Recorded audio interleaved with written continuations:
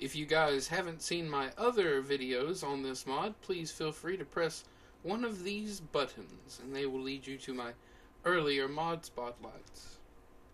Alright. Hello everyone and welcome to another mod spotlight with me, ShabbyQ. Alright, so today we are doing the Bibliocraft mod, and this is version 1.5 for my friend Mr. Nuchaz himself. Alright, so if you guys don't know what the Bibliocraft mod is, you guys definitely need to get it. It's a neat little mod that adds all kinds of awesome things. You'll notice some of them here, and I'm not going to really go over them, but we are going to have a little bit of fun with them. So it is worth mentioning, because I did not mention it before, that now the bookcases work with an enchanting table. Alright, and as well, with the tables, you can now put carpet on them in any pattern you'd like, and of course the tables connect together, and yeah, you can do different fancy stuff, and that is just fancy. Alright, so up first we have the clipboard, and the clipboard is made like so, and that is a pressure plate, a wooden pressure plate. And I'm going to show you what a clipboard does. Let's grab it out of the display case, we'll open it up, and of course I already did the intro and the tables, talked about the tables. Alright, and we're doing the clipboard. You can of course click it a couple times to get things marked on and off the list on your clipboard. Alright, so that's what a clipboard does. It also stores the pages that you're on, which is very convenient to know. Alright, let's close that up. Next up we have the screw gun, and the screw gun is like my new favorite little thing. Here, let me close the case and I'll show you. It makes a little noise. Yeah, alright. So, just to show you, the screw gun can help you with some vanilla items, and it can rotate things, and we're going to rotate these things. Dispensers, hoppers, furnaces, doors, rehang the doors. You got your comparators, repeaters, anvils if you want to turn it. Also turns chests, and it's notable that it also turns like a lot of the mod items when you hold left shift and click. Alright, so up next we have the lock and key, and now the lock and key I'm pretty sure is just for creative mode. It doesn't have a recipe at the moment. There might be a secret recipe, I'm not sure. But the lock and key basically works simply by, if you have a chest or something, you can click on it and it will lock it. So this is really great for adventure map makers and stuff like that, if they want to keep, you know, people from stealing the books off the bookshelves in their adventure map or something. It's a really neat little thing he's got going on there.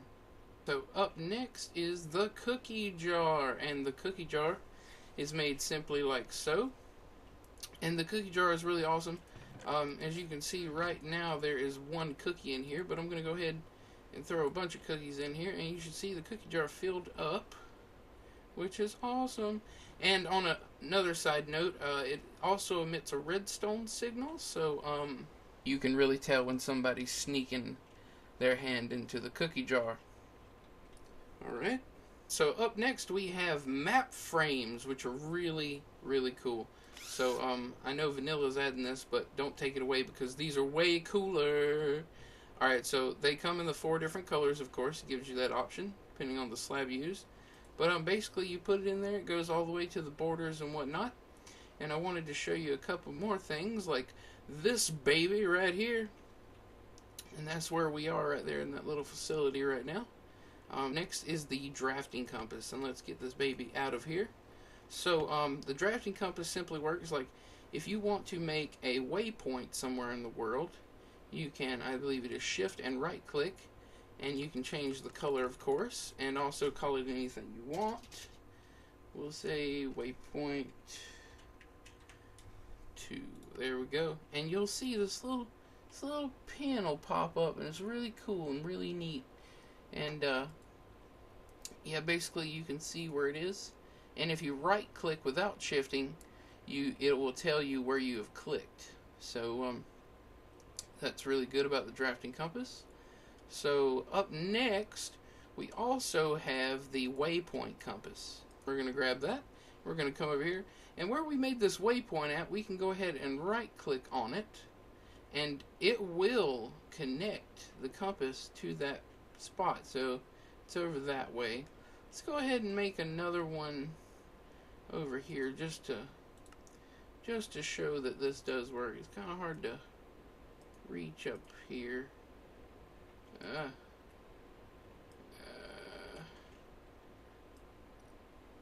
There we go. Now you can see it's waypoint 1 now, and the compass is turned. So when I click on waypoint 2, it's pointing back that way. And that's very cool. Very, very cool. Alright, so up next, we have dinner plates.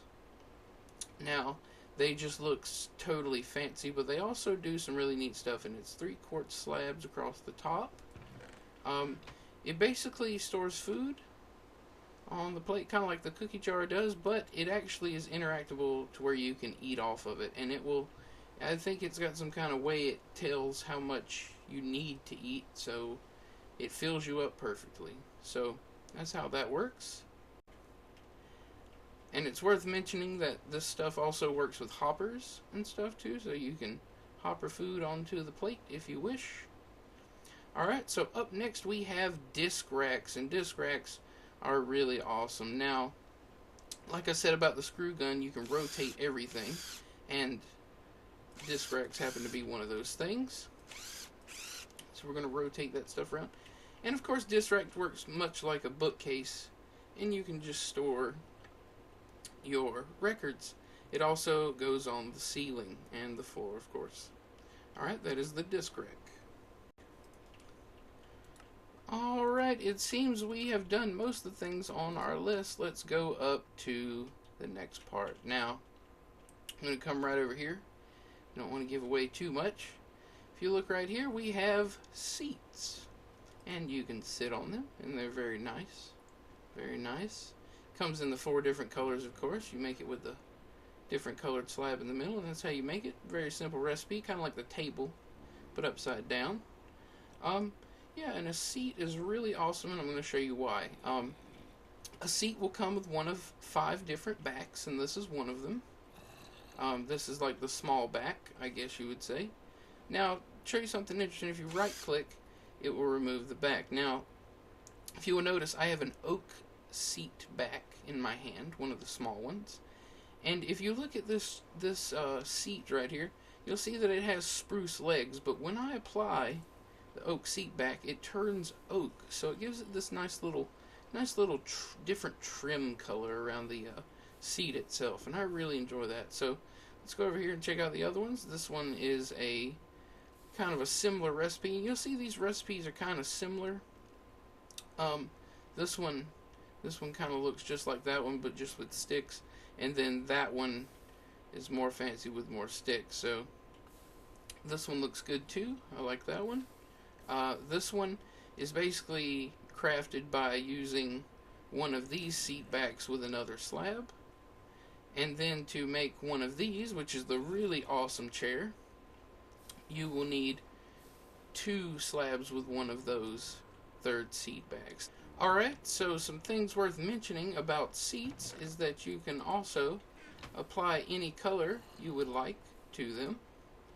And that gives you 16 different colors, 5 different backs, and 4 different wood seats, but also each back is 4 different colors. So I mean, I think the calculation was something like 400,000 different chairs. But he also has the Biblio woods, which is like his setup for you know, modders that make their own mods with like woods and stuff.